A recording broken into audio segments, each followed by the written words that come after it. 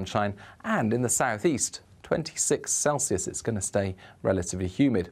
Sunday, all in all, is a brighter day, particularly for northern areas. Again, a mix of sunny spells and showers. Still a brisk breeze from the southwest, but that's going to be bringing once more some higher temperatures at times. So mid-20s possible in the southeast, turning even warmer in the south through next week, staying changeable in the north.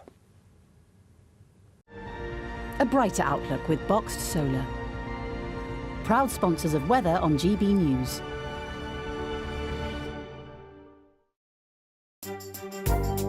Join me, Tom Harwood, in for Camilla Tominey this Sunday from 9:30 on GB News. I'll be quizzing Schools Minister Nick Gibb about this week's deflated A-level grades. And former Tory donor and one of the UK's richest men, John Caldwell, joins me to discuss the government's approach to business. All that and more with me, Tom Harwood, in for Camilla Tominey from 9:30 on Sunday morning.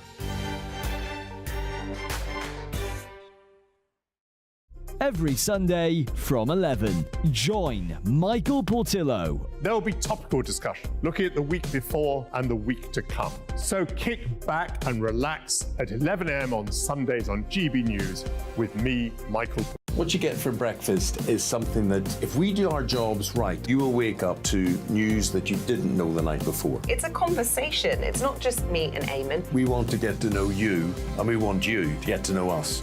From 6, it's Breakfast with Eamon and Isabel. Monday to Thursdays on GB News, Britain's news channel.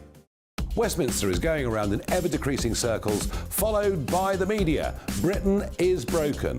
How on earth did we get into this mess? But more importantly, how do we get out of it? Join me at 7 p.m, Mondays to Thursdays on Farage, here on GB News. We will have open, rational debate. We've got to work out how Britain moves forward from this. Join us here on GB News, the People's Channel. Britain is watching. When the news happens, it happens here. And really important breaking news. Breaking news this morning. On TV, radio and online, the news starts here on Britain's Newsroom. All the biggest stories and the answers that you need from across the UK and beyond. Join Britain's Newsroom from 9:30 on GB News. The People's Channel, Britain's news channel. Join me, Patrick Christie's, Monday to Friday, 3 till 6. We tackle the day's news agenda like you've never seen before. It's high tempo, high octane, the most controversial topics and the best guests. You will not be able to take your eyes and ears off it. I'm not afraid to ask the questions that you really want answered. 3 till 6 p.m, Monday to Friday on GB News, the People's Channel, Britain's news channel. People in Britain, they love free speech, but they also love fair play. I don't care if I'm speaking somebody from a trade union, from the Labour Party, somebody from the SNP. And I think the viewers like to see that actually we can challenge one another, but in a positive way. We think we ask the questions that people want to ask, and often we ask the questions that we wanted to ask in Parliament but never got the chance to ask. So join us every Saturday, 10 a.m. till noon on GB News, Britain's news channel. It's all about family, being in people's living rooms, all the interaction and getting to know who our viewers and listeners are. When I was young, my dad used to say, no, stop arguing. I wanted an outlet that would enable me to give my opinion. People are going through a really hard time right now, and I know that you don't feel like you're being listened to by the establishment. I came to GB News because it's the People's Channel, and I want the audience to have their say on the events of the day. We're dynamic. We do something different. Democracy shows that the wisdom of the nation is in its people. I get to travel to find out what the story is from a personal perspective. The British people aren't fools. We know when we're not being told the full story. We've got to work out how Britain moves forward from this. It's the best country in the world. The establishment had their chance. Now we're here to represent your views. Britain's watching. Britain's watching. Britain's watching. We're proud to be GB News, the People's Channel, Britain's news channel.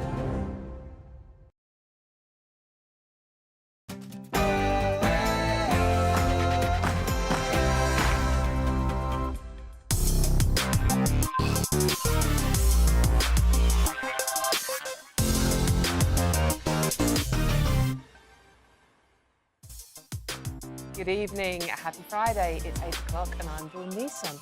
Coming up on a packed show this evening, we'll have you heard in the bulletins neonatal nurse Lucy Letby has been found guilty of the murder of 7 babies. I want to ask what drives someone to this type of despicable crime. I mean, the details are horrendous. Then at 11 a.m. on Sunday, will you be watching and where? The Lionesses kick off the FA final, so what does this mean to World Cup sports fans across the country? And it makes sense, a biological male shouldn't compete a biological woman in sport, but in chess? It's the latest sport rocked by other gender row. And speaking of gender row, you can be offensive as you like, as long as you say the right offensive thing, it seems. Graham Lynham has his Edinburgh Comedy Fringe appearance cancelled. Haven't we got past this by now? Comedy's comedy, surely? If you don't like it, don't watch it, but don't cancel it. I'm debating this and so much more with my panel, and that's all coming up after the latest news headlines with Tatiana Sanchez.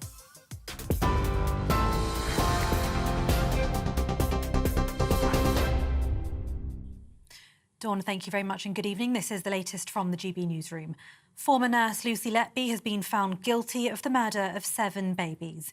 She was also convicted of the attempted murder of 6 others between June 2015 and June 2016 at the Countess of Chester Hospital's neonatal ward. The 33-year-old will be sentenced on Monday. The government has ordered an independent inquiry into the case. Crown prosecutor Pascal Jones described Letby's attacks as a complete betrayal of the trust placed in her. Little did those working alongside her know that there was a murderer in their midst. She did her utmost to conceal her crimes by varying the ways in which she repeatedly harmed babies in her care. She sought to deceive her colleagues and pass off the harm she caused as nothing more than a worsening of each baby's existing vulnerability.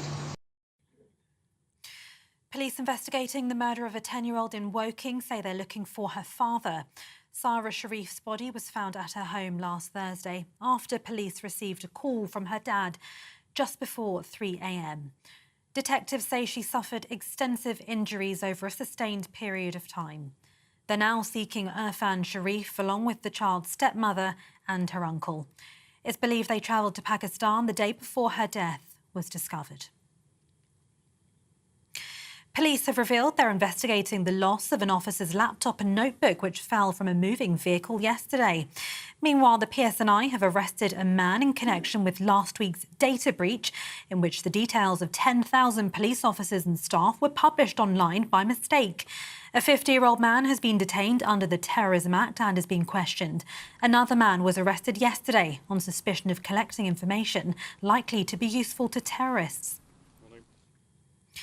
GB News can reveal more than 25,000 migrants have crossed the English Channel since Rishi Sunak became Prime Minister.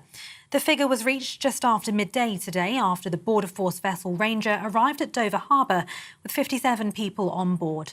And despite poor weather conditions in the Channel today, a second migrant boat made it to UK waters. It means more than 110 migrants have arrived in Kent today. Train drivers will strike on the 1st of September and overtime will be banned the day after in a long-running dispute over pay. The strike will force train companies across England to cancel all services, while the ban on overtime will seriously disrupt the network. It will be the 12th one-day strike by ASLEF members since the dispute started a year ago. This is GB News across the UK on TV, in your car, on digital radio and on your smart speaker by simply saying play GB News. Now, Dawn, it is back to you.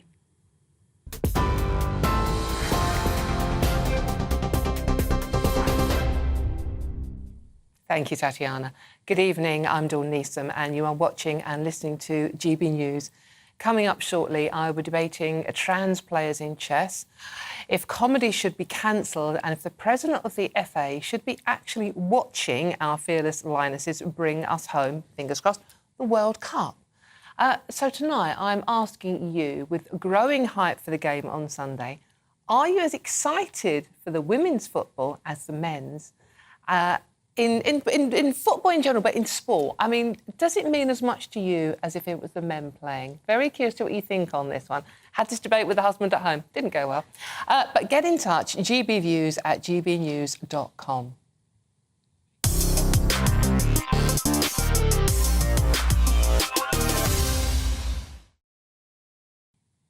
now probably one of the horriblest stories we've had for a while. A neonatal nurse has been found guilty of murdering 7 babies and attempting to kill 6 more, making her the worst child serial killer in modern history.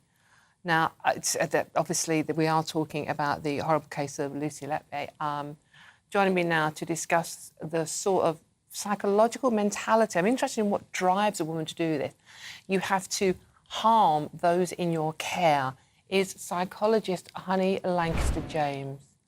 Hi, Honey, thank you so much for joining us this evening on a Friday night. I really appreciate your time to discuss what is a dreadfully upsetting story. Now, I know, Honey, we have discussed that you can't talk about this case in particular. So I just want to talk in general about what drives this sort of behaviour, particularly in women, and why are we more shocked when it is a woman? Well, I think there's 2 questions there. I mean, I think, first of all, this is obviously a dreadful, dreadful story, and it's going to be so distressing for so many people to hear about this. There are some reports on this story that the person in question was suffering from a condition called Munchausen's by proxy. Now, I don't know the facts of the case, haven't examined in this case, but I can educate a little bit on what that is when you're hearing about that. It's a psychological disorder that leads individuals to harm those who are in their care. Now, sometimes this is associated with mothers, not always mothers, but often mothers hurting children in their care. And they do so usually out of a motivation to get attention, to get contact with medical professionals. Now, I don't know whether that was the case in this case, but I have read reports that that is being discussed as a possible factor here. One of the things I should say is this is an extremely rare disorder. It's not something that we should all be panicking about, particularly in our healthcare professionals, because although it can affect a healthcare professional, it is extremely rare, and there are lots of processes in place, among healthcare teams to watch out for these things. Of course, in this case, something very, very tragic and untoward has happened, and we don't know quite how that has come to pass, that so many children have been harmed and have been killed, and my heart just goes out to all of the families affected, of course. Yeah, no, absolutely. With the kind of psychological disorders that we are talking about that drives killers, serial killers, because that's what we're talking about in this case. I mean, we've mentioned Munchausen's as well, and there were other people mentioning today things like the hero complex. I mean, could you explain us a bit more about what that is? Well, that's quite a colloquial sort of term. That's something that, it is not a recognised psychological disorder like Munchausen by proxy. But I think what people are talking about is where sometimes somebody can appear to be very caring, can appear to be in a caring role, can be quite deceptive about what their true motivations are involved in their activities. And actually they might be motivated by self-gain or some sort of gratification. And of course, in the very extreme cases, in this case, it seems that it's contributed to obviously the harm of others. I think in terms of sort of what to watch out for and why we perhaps don't see this coming, I think if you think about our society, we very much have this strong message that women are the nurturing caregivers among us in society, and therefore we often, I think, don't expect women to kill. We don't expect them to harm others because it's so much the antithesis of what our concept of womanhood entails.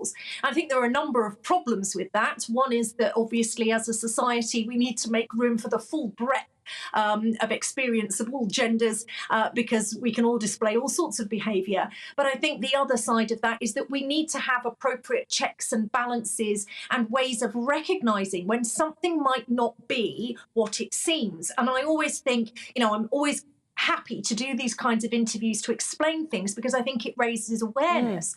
And the reality is there will be people out there in society suffering from these kind of psychological disorders, or perhaps worried about other people in their own families or their own healthcare provisions. And I would always encourage people, particularly in the healthcare professions, to come forward and report any colleagues that they are concerned about, to speak to someone that they trust, and to keep speaking if those concerns are not readily responded to. And of course, if anybody out there is worried about any children or vulnerable people in someone else's care, but has an uneasy feeling about whether they are actually being cared for, whether they are being looked after, then do speak to someone about that you can trust, or speak to your, even if you go to your GP and raise it with a healthcare professional who might be able to help and advise you and look out for things that might be a concern. Very good advice. Honey, just one final quick question. The judge in this case described the actions as monstrous, which obviously they are. These were incredibly vulnerable newborn babies. If the killer doesn't have any of the conditions you've so eloquently explained to us, is there such a thing as just pure evil? You know, this is a debate, and as a psychologist and a trained psychotherapist, I have to say that in my experience, the vast majority of offences take place, I think, when people have various different disorders, mental health conditions. That's not me saying that everyone should be excused. Of course they shouldn't. Of course people need to be held accountable. Of course, as a society, we need to be on that, and we need to incarcerate those who are a menace or a risk to society. But personally and professionally, my opinion is that if we like, normal, healthy individuals don't go around hurting other human beings. And I think what's really important is, I think we should also say, actually, what's really important is that if there's anyone ever watching or listening to these kinds of interviews and thinking, actually, I'm doing something, or maybe I've done something, or I have urges to do something, please get help. Please go and speak to a qualified professional, because it doesn't have to end up that way. It doesn't have to work out that way. And I think one of the things we have in society is a problem sometimes where we brand things as being just pure evil, just, you know, and of course the acts are evil, and what has happened is undoubtedly horrendous and tragic. But I think what we need to do is also facilitate within our society a way for people to come forward if they are at risk of harming other people, if they have thoughts of harming other people or infants, if they have thoughts of doing anything criminal. I would like those people to go forward and get help from a professional and speak to someone in confidence if they're worried about it, because let's face it, that's the way to reduce this kind of thing happening in society, that and reporting our concerns when we have them. Of course, that is a great, very, very good advice. Thank you so much for talking to us. That's Honey Lancaster-James, a psychologist. Thank you so much for joining us on a Friday night. Now, obviously, it's an incredibly distressing case, and as you've just heard from Honey, if you do have any issues, please do get in touch with your mental health care professionals. And if you need to speak to someone, anyone, 24 hours a day, the Samaritans are there 24/7 on 116 123. Now, I'm Dawn Neeson. You are watching and listening to GB News. Still to come, never send a man to do a woman's job. The temperature's rising. Boxed Solar, proud sponsors of weather on GB News. Hello again, it's Aidan McGivern here from the Met Office with the GB News forecast. Overnight, storm Betty will bring lashings of wind and rain to the UK. In some places, gales, as well as in other places, thunderstorms. Betty was named by Met Erin, the Irish Met Service, because the strongest winds will be affecting Southern Ireland overnight, but also western parts of England, southwest Scotland, Northern Ireland and Wales will see gales, and in some places 60 or even 70 mile/hour wind gusts. The worst of the winds move through overnight, but there's also the risk of thunderstorms developing across the east of England and persistent rain for Scotland and Northern Ireland. So all in all, a lively night of weather and a warm night as well, staying fairly muggy. We start off Saturday with the wet and windy weather moving through Irish Sea coasts, Northern Ireland as well as Scotland. The most persistent rain arrives into the north of Scotland, but we'll continue to see further spells of wet weather for the rest of Scotland, Northern Ireland and northwest England. Across the rest of England and Wales, it brightens up. There'll be some showers, but also some decent sunshine. And in the southeast, 26 Celsius, it's going to stay relatively humid. Sunday, all in all, is a brighter day, particularly for northern areas. Again, a mix of sunny spells and showers. Still a brisk breeze from the southwest, but that's going to be bringing once more some higher temperatures at times. So mid-20s possible in the southeast, turning even warmer in the south through next week, staying changeable in the north. The temperature's rising. Boxed Solar, proud sponsors of weather on GBNews.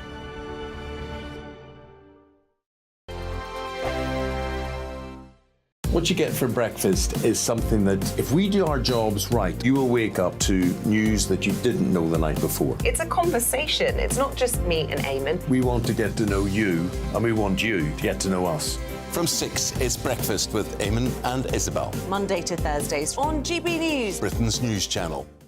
Westminster is going around in ever-decreasing circles, followed by the media. Britain is broken. How on earth did we get into this mess? But more importantly, how do we get out of it? Join me at 7 p.m, Mondays to Thursdays on Farage, here on GB News. We will have open, rational debate. We've got to work out how Britain moves forward from this. Join us here on GB News, the People's Channel. Britain is watching. When the news happens, it happens here. And really important breaking news. Breaking news this morning. On TV, radio and online, the news starts here on Britain's newsroom. All the biggest stories and the answers that you need from across the UK and beyond. Join Britain's newsroom from 9:30 on GB News. The People's Channel, Britain's news channel. Join me, Patrick Christie's, Monday to Friday, 3 till 6. We tackle the day's news agenda like you've never seen before. It's high tempo, high octane, the most controversial topics and the best guests. You will not be able to take your eyes and ears off it. I'm not afraid to ask the questions that you really want answered. 3 till 6 p.m, Monday to Friday on GB News, the People's Channel, Britain's news channel. People in Britain, they love free speech, but they also love fair play. I don't care if I'm speaking somebody from a trade union, from the Labour Party, somebody from the SNP. And I think the viewers like to see that actually we can challenge one another, but in a positive way. We think we ask the questions that people want to ask, and often we ask the questions that we wanted to ask in Parliament but never got the chance to ask. So join us every Saturday, 10 a.m. till noon on GB News, Britain's news channel. It's all about family, being in people's living rooms, all the interaction and getting to know who our viewers and listeners are. When I was young, my dad used to say, no, stop arguing. I wanted an outlet that would enable me to give my opinion. People are going through a really hard time right now, and I know that you don't feel like you're being listened to by the establishment. I came to GB News because it's the People's Channel, and I want the audience to have their say on the events of the day. We're dynamic. We do something different. Democracy shows that the wisdom of the nation is in its people. I get to travel to find out what the story is from a personal perspective. The British people aren't fools. We know when we're not being told the full story. We've got to work out how Britain moves forward from this. It's the best country in the world. The establishment had their chance. Now we're here to represent your views. Britain's watching. Britain's watching. Britain's watching. We're proud to be GB News, The People's Channel, Britain's news channel.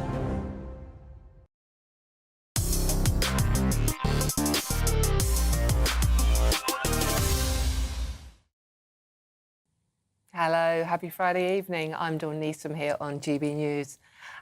11 a.m. this Sunday, small football match taking place. Will you be watching? The Lionesses kick off against Spain at 11 o'clock on Sunday morning. So what does it mean to us all? The Prime Minister has urged pubs to open early and councils to relax licensing laws to allow more people to come together and celebrate the win, please. Joining me now is Sue White, former England women's international footballer, to discuss the outstanding performance by our Lionesses. There you are. Sue, thank you so much for joining me this evening. Pleasure to talk to you. Thank you so much for coming on.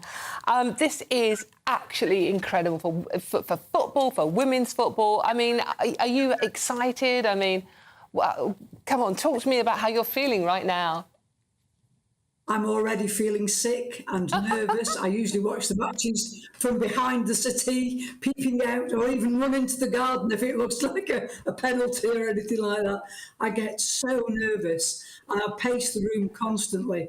I'm kicking every ball, heading every ball, and trying to save every ball. So, yeah, and I know all my 72 teammates, they feel pretty much the same because we're meeting up tomorrow to get ready to watch the match together on Sunday, so which will be wonderful. Brilliant. I mean, so you were a goalkeeper. I mean, you the first international match back in 1972 when you were just 17 years old. You must have witnessed so many changes to women's football over that period of time. I mean, how do you think the game is being treated now by mostly men, but the population in general? I've had so many people say to me that those girls have made them enjoy a game that they never thought they would. People say, I've never been interested in football, but watching those girls play is so exciting. They're so brilliant. And they're such decent people. They really are. And they're such a great team. They're so humble. They clapped us, the 72 team, onto their pitch. We wondered who they were clapping for. And they've come up and said thank you to us. And they are just a brilliant set of girls. They really are. I know they're women, but to us old devils, they're girls, really. You know what, Sue, the one thing I found watching them, I'm a big football fan, I'm a West Ham season ticket holder, but the one thing I found watching the girls is that the joy. They seem to be really loving every element. You see pictures of them training, they look like they're really enjoying it. And the camaraderie and the good humour, it just seems infectious compared to sometimes the slightly petulant males game. Yeah, well, I think a lot of it is because there's no prima donnas with them. They all play for each other. It doesn't matter if you're the substitute, if you're out in the back room, if you're cleaning boots. They all seem to get on together and know that they're going together to get that cup, that they're going to win that match as a team, not just the footballers, but everybody else in the back room. And everybody appreciates each other and the jobs that they do to get them where they've got to. Proper teamwork. So I have to ask you, the big question of the day is Prince William, who is head of FA, is not going out there, and nor is our Prime Minister, Rishi Sunak. Now, how do you feel about that? I do just wonder if it was the men, would they be out there? And yet the women have... Well, they've just blasted the men out of the water, basically, haven't they? Since 1966, we've had nothing. We haven't even got to a semi-final. So why aren't they out there? Why aren't they out there saying how good these women have been? They've made the country proud. Even if they lose, which I don't think they will, they have made the country proud, and they should be treated like the true icons that they are, and the great sports people they are. No, absolutely. And, Sir Keir Starmer suggested maybe we should get a bank holiday if our Lionesses do bring that cup back. How do you feel about that one? Well, I mean, anything to get this game out there for all the girls. And if we get a bank holiday, great. I mean, I know there's economic things behind that. But yes, why not? Why not celebrate this? No, absolutely. As I say, we've waited long enough. We've waited long enough for this in football, haven't we? So, where will you be watching it, did you say? We're watching from Box Park at Wembley. There's a big group of us. So, yeah, we're all together, the 72 squad. And hopefully we'll manage to send the Lionesses a message of good luck with any luck. Yeah. Oh, brilliant. And one final question, Sue, and you're probably going to hate me for this. What's your prediction for the score? 2-1 to England, no problem. No hesitation whatsoever. Sue, it's been an utter pleasure talking to you. That's Sue White, former England's international footballer and goalkeeper, indeed. Sue, thank you so much. Enjoy the game. I'm so excited, I'm sorry. Right, on Sunday morning, some of you may be going to church. Not the pub, by the way, a proper church. Some of you might be worshipping at the Lionesses altar, and some may be doing both. It is a pleasure now to be joined by Father Downs, who will be talking about what he's doing on Sunday morning. It's a little bit different to your normal Sunday morning. Father Downs, thank you so much for joining us this evening. So tell us what your Sunday morning is going to look like.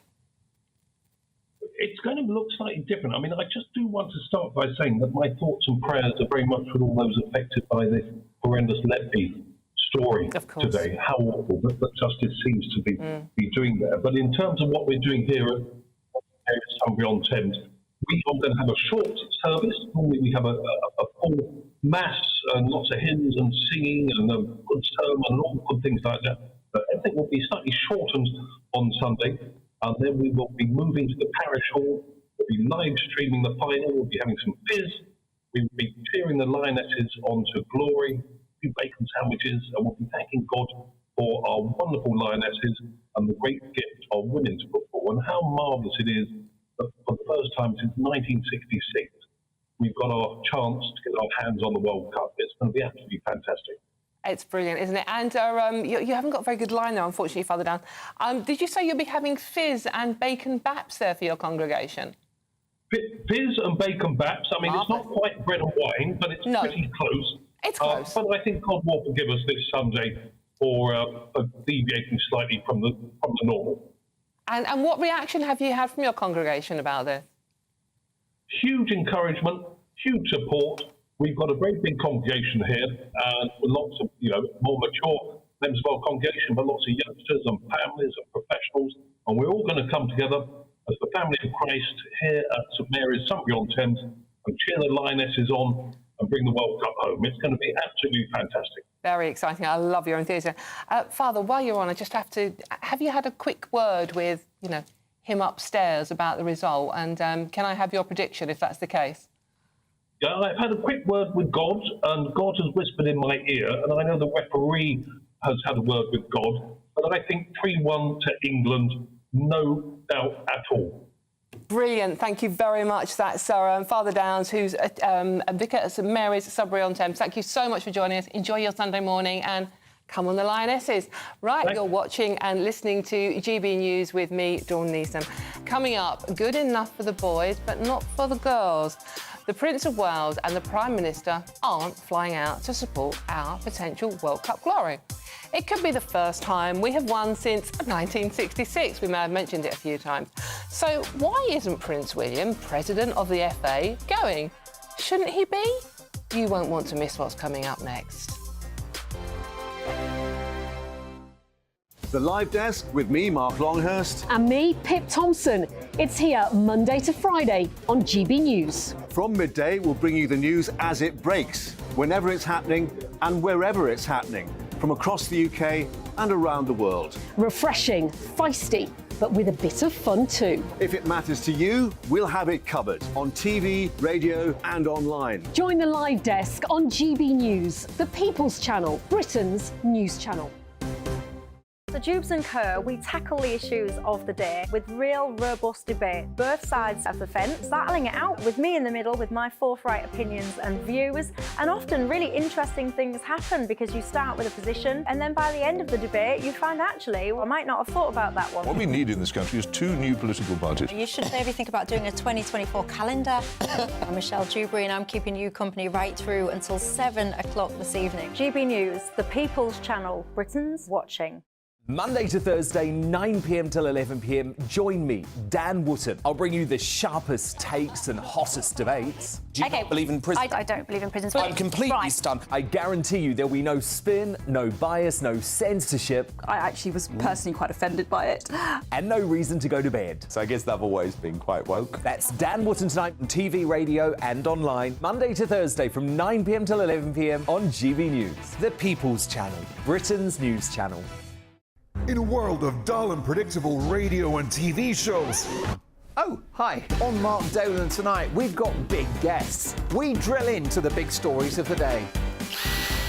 The show adds up to a brilliant listening and viewing experience. Mark Dolan Tonight is the most entertaining current affairs show ever, and that's a fact. That's Mark Dolan Tonight, Friday, Saturday and Sunday from 9. Only on GB News, Britain's news channel. Like all families, we have arguments every now and then, but actually we agree on what the mission of GB News is, and that's the most fundamentally important thing. GB News provides the kind of platform that lets all voices be heard. We don't hold back. We're free to say what we really think. Just because some people who live in a tiny little Westminster bubble think that their particular story is important, that's not the most important story for me. And often they will be difficult stories, stories that you won't find on the establishment media. Because what people think in the north of England may be very different to what they're thinking in the home counties. We're going to carry on telling the world what life is really like for households up and down the UK. We love to be in your car, in your kitchen as you're having your breakfast. Whatever you're doing, you are part of the show. If it matters to you, it matters to us.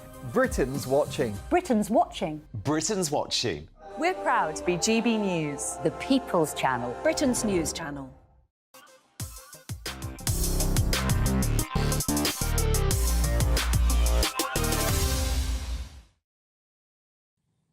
Welcome back to GB News with me, Dawn Neeson.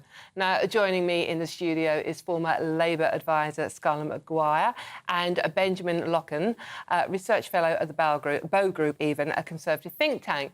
Now, there's a few stories to run through, but the biggest one of this week has to be, just checking my notes, oh yeah, a little football game going on. Now, the mighty Lionesses take on Spain on Sunday at 11 o'clock. Women's football has been getting a lot of coverage and support in the last few years, but sadly not from the president of the FA, one Prince William. He won't be attending this Sunday's World Cup final, and neither will, our Prime Minister. So should we be showing just as much support for the women as we would if our chaps were out there playing in the World Cup final? If we win on Sunday, once again, we have had to send the woman out to do the job the men can't quite finish, can they? Right, so, Scarlett, I'm going to come to you first, another girl. Are you excited about Sunday morning? Yeah, I mean, actually, I was surprised. I'm not a great football fan, but I was surprised about how much I minded every single match. I mean, particularly as you kept thinking, they're not going to win this one. They're not going to win against the Matildas. Because we have been set up for disappointment by the men, I'm sorry. Well, absolutely. And also, what's so wonderful about them is when the men win... a match, because they obviously never win a tournament, you know, you're taken through the ringer to do it. And it's a bit like Andy Murray. It's sort of behind the sofa. I know. And yet, the women they just do it. They just do it. And it's great. And it's wonderful. Of course, Prince William should be there. And of course, he would be there if it was the men. But, I mean, the other great thing is think how many girls are going to say, I want to do it. I remember my daughter watching Bend It Like Beckham and went off to the Arsenal to try. She's not a footballer. But actually, it was great. It was really inspirational. And I think, what this says is girls can play sport, which is most important for the girls. Yes. I don't mean, you know, we're telling the men, but actually so many teenage girls think, oh, no, I'd be too masculine. Actually, those girls, the young women out there in England, the Lionesses, they are fantastic. It's just inspiration. Even if you're not into football, I just think it's incredible inspiration. Benjamin, I mean, I'm sorry, but the Prime Minister and Prince William, you know if it was the men out there, they'd be there like a shot. Well, I don't mind too much about Rishi Sunak not going because at the end of the day, the state of the country, I don't mind him being at home dealing with the problems. But Prince William... If only he would. He's in charge... Well, in fact, that's true. He probably won't. But Prince William, in charge of the FA, you know, what is he, the president of the FA, and he's the future king of the country. He should be out for any national team, playing in any final in any sport, to show support, but also to lead the way for the entire country. So I think Prince William, given that his job at the moment is largely to do these things, that is what he's there for. Yeah. But with Rishi, look, you know, if he can stay at home and get a grip on the cost of living crisis, I'll forgive him. But it's not, you know, he's not going to do that over the next, 3-4 days, is he, to be honest with you? Possibly 3-4 years, but I mean... Yeah. Well, probably not, but, you know, at least make it look like he's trying. So, Scarlett, his excuse, or Prince William's excuse, is that it's not very environmental to fly out there. Look, mate, the plane's going in any case. Just be honest. No. I mean, of course, he'd hire a private one, darling. I mean, I'm not sure. But of course, I mean, look, as you said, it's an excuse. I mean, there is no question that if, you know, the men ever, or even in the final of a World Cup, let alone win it, that he'd be there. And actually, it would be really wonderful for the Lionesses to win and for him to hand out their medals. I mean, it would be memorable and great for the royal family, actually. I mean, it's really silly. I mean, it's a media opportunity that is just yes. Exactly that, yeah. Well, so, Wills, if you're listening, mate, get out there. So, what do we think about the bank holiday suggestion, though? I mean, Sir Keir Starmer suggested a bank holiday. I mean, there is one coming up in any case at the end of August. I don't know. Look, I think we're getting to the point where we're having far too many bank holidays at every possible excuse. I don't think this merits it. If the men won the World Cup, I'd say the same. We don't need a bank holiday for that. You know, and also, given the state of the economy, we need to get productivity up. We need to get people back to work. People basically have a bank holiday every week now. They're all working 4-day weeks. So, you know. Controversial. Some of us work 7. Well, not. Yes, some of us actually are in here over and over again. No, I think it's. I wouldn't get behind that idea at all. I think it would be great to have a bank holiday. I mean, to have a bank holiday for the Lionesses, and think how much money would be spent. Well, the pubs would love it. The pubs must want it. Yes, absolutely. So, do we think? I'm going to ask you this one, Benjamin, because you are a boy. Now, there is. I'm not going to be rude enough to ask how old you are, but I'm finding there's a generation thing going on here with men watching women's football. Older men, good evening, darling, hope you're watching. Older men tend to sit there with a beer on their tummy. You know those kind I'm talking about, going, run rings round her in the park, I would. And I'm going, no, you wouldn't.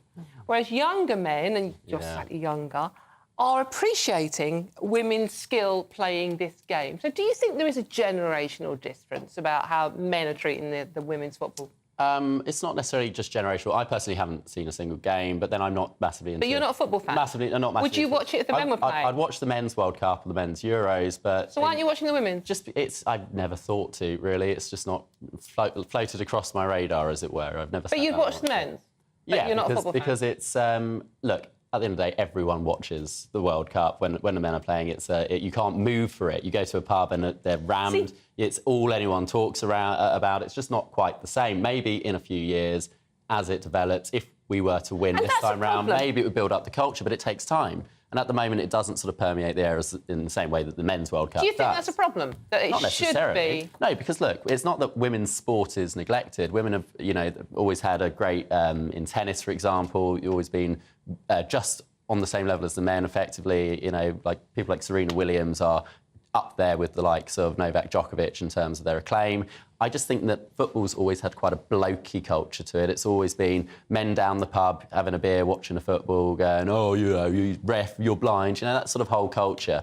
I don't think it's that women are excluded from sports. It's just that football has always been a very male-dominated sport. I think you're out of date, actually. Really? I think it's really changed, and I think a lot of... Well, I'm talking about the past. I'm saying it's changing now. Yeah, but I mean...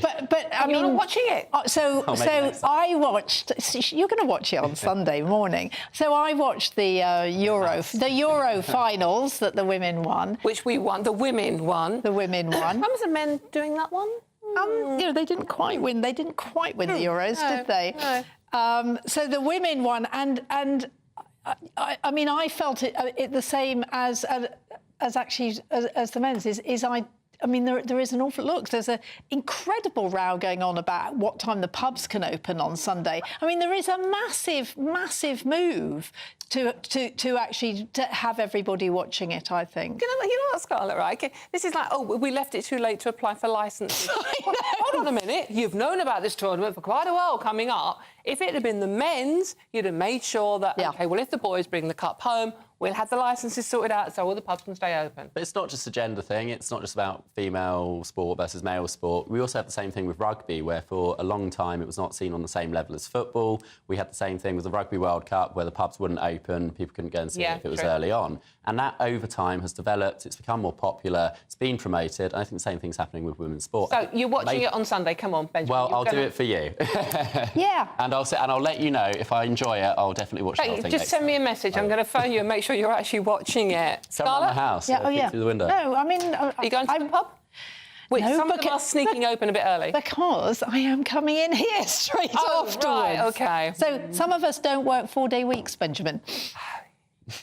He's a boy, obviously he does. Now, sorry, that's being terribly sexist tonight. I know, I'm sorry, I apologise to all the men watching, and please get behind the girls.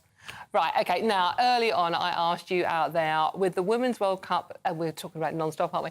Less than 2 days away, are you as excited for sport as when women play? Now, some of you have been getting in touch. Thanks, some of you. Stephen said, no, I'm excited when good sportsmen excel, be they men or women. Oh, come on, they are, some of these goals are amazing.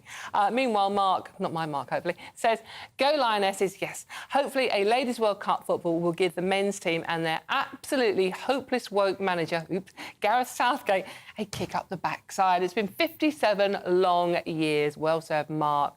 Meanwhile, Angel, thank you, Angel, said, not only not excited, but not in the least bit interested, although, to be honest, that goes for all football. Well, see, that's a fair point, but I mean, it's great for women, it's inspirational.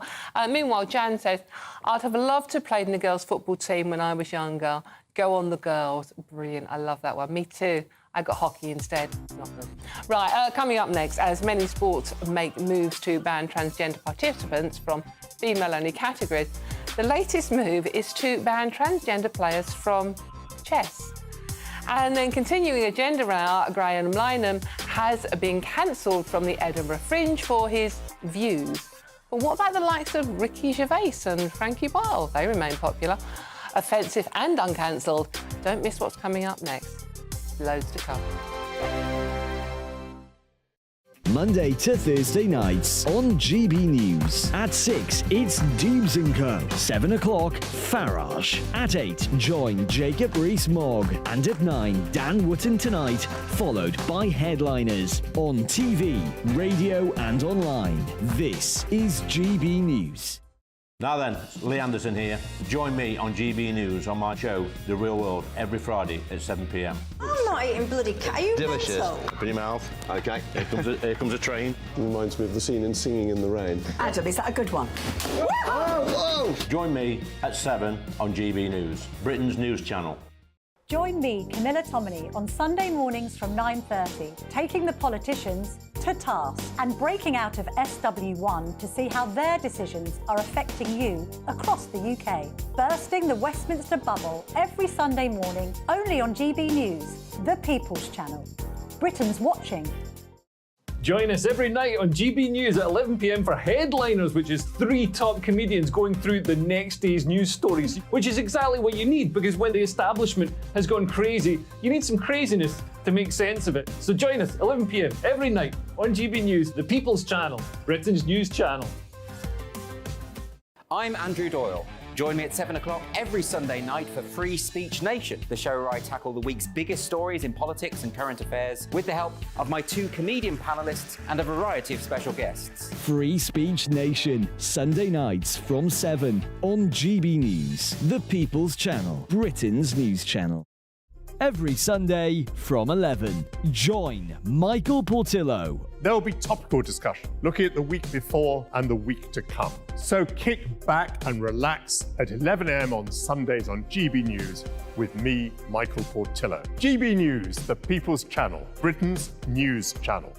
I joined GB News because I was sick and tired of not hearing my views being represented, not just mine, but so many people that I knew and spoke to. I just couldn't get my voice out there. I couldn't say anything. I couldn't do anything. Whatever the narrative was, I kind of had to follow it. GB News is there to provide a voice for those who have been ignored by the establishment media. We think different things. We've got a different style. GB News is here to be optimistic and positive about the future. It's real kind of dynamic and flowing, with the audience very much at the heart of it, like a big family. Here at GB News, we talk about the things that matter to you. Hearing the voices from right across our towns and cities, especially our towns. All sides of the argument represented with a heavy dose of opinion. We're on a mission here to make a difference. And the GB News family really is here for you, and whatever time of day you can watch or listen. Britain's watching. Britain's watching. We're proud to be GB News, the People's Channel, Britain's news channel.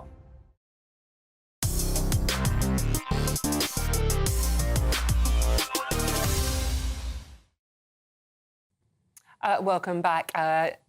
Jordan Neeson here on GB News. Still with me in the studio is former Labour advisor Scarlett Maguire and Benjamin Loughnane, now research fellow for the Bow Group, Conservative think tank. Now, and I have apologised, by the way. I apologise if I was being slightly sexist to Benjamin earlier on. I love him really, honestly. And I am going to make sure he watches the football on Sunday. Right, now, cycling and rowing have been the first sports to ban biological males from competing against women. We all get that, understandable. But now the world of chess has waded in to this debate as well. Now, I understand you don't want a strapping huge man going up against you in a physical sport. You know, like boxing's probably not a good idea. But chess? Now, really? I mean, I can't play. I struggle with drafts. You wouldn't be surprised to hear that, would you? Benjamin, you actually might not do women's football, but you play chess. Not very well. OK. But so what do you make of this story? So this is... Basically, the story is a French transgender chess player has complained to the International Chess Federation, who have banned transgender women from female chess tournaments, and she is saying that she should be allowed. Now, the issue is that she can still play in open tournaments. I mean, most chess competitions are... anyone can play. Yeah. But they have set up a female competition just so... to encourage more women to play the game, basically. So why doesn't she just play in the normal chess competition? Well, it's obviously it doesn't have the same issues as something like boxing, for example, where it is or rugby, where you could genuinely get injured when you've got this bloke running at you or punching you in the face or whatever else. But, you know, chess, obviously, there's a reason why it's separated. They said they're suspending it for 2 years while they study it and have a better understanding of what the differences are between the two, because they don't want to put loads of people into the female chess tournament, and if there is any advantage or problems that come from this, they get a lot of complaints and it would be a huge problem. They get all sorts of legal issues and trouble as a result. So I think they haven't said they're banning transgenders from playing chess again. No, that's what I mean. You can go and play chess still. Yeah, it's still not open a problem. competition. No. It's still completely fine. I think it's just one of these ridiculous stories that we always have to deal with, where unfortunately we spend all of our time talking about the trans wars, and it's a very small portion of the population. It's an even smaller portion of the population who play chess or compete in sports or whatever else. Obviously, it's a huge flagship culture war issue. But look, we've got so many other more important things to talk about. Why do we always have to go on about this very small minority of people? Scarlett, I mean, it is a bit of a weird one, this story. As we all get the physical Well, sports, actually, it's weirder than you think, because the English Chess Federation have no problem with transgender women playing in the ladies' matches. In fact, they've got one playing for England, right? They say absolutely no problem. That we also, they say, think women play chess really well. There was a champion before the war. The world champion for 17 years was a woman, and only stopped when she was killed by a V-bomb in Clapham, right? Yeah. So, I mean, really, really sad. But so what they said is no, of course, we're perfectly happy with trans women. Our women are perfectly happy with trans women. The reason that we have women's competitions is because it is a massively male-dominated sport, and actually they just like a bit of space. What they say is that the International Federation is dominated by the Russians, and it's about Putin. Putin doesn't like transgender, and that's what it's all about. And that's why the English are absolutely sticking to their guns and saying anybody can play chess, and if you say you're a woman, then we'll put you in the women's competition. We're absolutely happy for it. Oh, wow. And Scarlett, being much cleverer than me, you did actually look up the difference between men and women's ranking. Can you explain? Is there a difference? There isn't. I mean, it's really about just male domination. I mean, the fact that we had... What's her name? Anyway, I've left her name out. So the fact that we had this woman, Marech, for 17 years. I mean, there are really, really good women players. I mean, actually, 2 Labour MPs, they're twins, Angela Eagle and her twin, were chess champions in Liverpool. I mean, there are women. It's just that it's a very, very male-dominated game, not because of their brains, but partly because, you know, they're brought up. I have to say, that I have tried chess and I am I know the rules, I am useless at it. I do not have a brain that works for chess. Mine doesn't either. My brain doesn't work for most things on a Friday night. Hopefully you're doing better than me out there. Right, meanwhile, we have another gender war story. Father Ted creator Graham Lynham has staged his show outside the Scottish Parliament after it was cancelled from 2 fringe venues in the Edinburgh Fringe. Now, if comedy is art and is therefore subjective, why are we still cancelling people? If there isn't an audience for it, then people simply won't go. That's fine, that's your choice. But people are wanting to see this. This show, before it was cancelled, was sold out. And what is the difference between Graham's views? It's that old transgender, he speaks out for women's rights. He's a Father Ted creator, remember? Or comedy compared to Ricky Gervais, who's made similar jokes about transgender issues. Or Frankie Boyle, who's joked about rape, which personally I find slightly more offensive. Benjamin, why is someone making a joke about the transgender issue acceptable, i.e. Ricky Gervais, but Graham Lynham isn't? Yeah, well, the funny thing about the history of the Edinburgh Fringe is that it was originally the Edinburgh Festival. Yeah. And they had this thing where they were quite, the old establishment. Remember the people who used to wear pinstripe suits and bowler hats and carry a copy of the Daily Telegraph, who are no longer the establishment now. Said, we don't want irreverent acts. We don't want things that aren't, in keeping with our polite British sense of humour. And so a few people went off and started the Edinburgh Fringe so that you could have free speech in comedy and you could put on any act and you could say, if you want to come along, let people vote with their feet, as it were.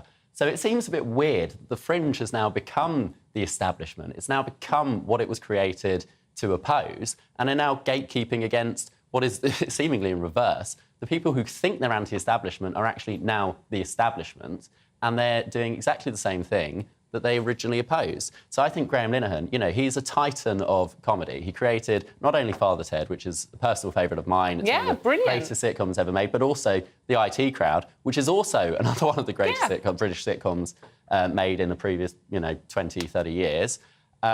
He also, I believe, did Black Books, didn't he? Yeah, he did, yeah. But, I mean, looking just at his output, this is someone who shouldn't be cancelable in the comedy world. I mean, he's paved the way for so many things. And he also, by casting young, unknown Irish actors, say Graham Norton, for example... Yes, of course. ...introduced other people into the world who are now, titans in their own right. It seems ridiculous to me that someone like him, for the horrible crime of saying maybe we should have a bit more safeguarding and Scarlett, women. and Scarlett, he's been actually quite upset by it. He's given a very tearful interview saying it's affecting his mental health, it's affecting his family. So we have to ask ourselves, I mean, should we censor comedy? Surely... I think this is more slightly... who's doing the censoring is what we have to ask. The reason that the venues that he was booked into 2... Yes. We know the name of one, we don't know the name of the second, was purely commercial. They said, if we have him, we're going to lose other people. So... you can say to the venues, you're not allowed to make that decision. You're not allowed to say, actually, really, mostly you do LBGT stuff, and you have to have him. But I don't know who they is. I mean, the point is that these were commercial decisions. We might not agree with them, but actually it was the venues that it was the I don't buy that. Well, so who cancelled him? Well, I think, you don't negotiate with terrorists. If someone says, we're not going to perform if this guy is on stage, you say, OK, don't perform. No, but this is... Just me, you're the Bow Group. This is a commercial decision. It was a commercial decision, right? This wasn't somebody on high who runs the Fringe saying you're not allowed to have him. These were venues that said... No, we're not going to have him. The backlash is too much. Unfortunately, so we're running out of time. Right, just one quick answer. Is anything up for joking about? Scarlett, yes or no? Joke about whatever you want. No one should be offended. I think it's not the subject matter, it's how it's done. I think if it's more funny than it's offensive, then it's OK. If it's more offensive than funny, don't do it. Perfect. Right, OK, well, that's it from me today. Thank you to my wonderful panel and guests. And up next is the wonderful Patrick Christys, who is very funny and not cancelled. He's in for Mark Dolan. Patrick, what's going on tonight? A fabulous show, Dawn. Thank you very much for that. Yes, I will be on your screens for the next 2 hours. We're going to be talking about whether or not William should be going to the World Cup final. I'm going to be talking about Jonathan Van Tam going and working for Moderna. We're going live to Italy to talk about the migrant crisis there, because that's all coming our way. Should a jihadi bride now be a TikTok influencer? And of course, we are going to be talking about that desperately distressing case of Lucy Letby. I'll be analysing her psychologically and asking whether or not evil actually exists, or actually can mental health issues excuse it. All of that is coming your way. I've got a fabulous panel with Nina Mishkov. I've got Housewives favourite Ada McGee and David Oldroyd-Bolt as well. We're going to be lighting up your screens for the next 2 hours, but right now, here's your weather. A brighter outlook with Boxed Solar. Proud sponsors of weather on GB News. Hello again, it's Aidan McGivern here from the Met Office with the GB News forecast. Overnight, storm Betty will bring lashings of wind and rain to the UK.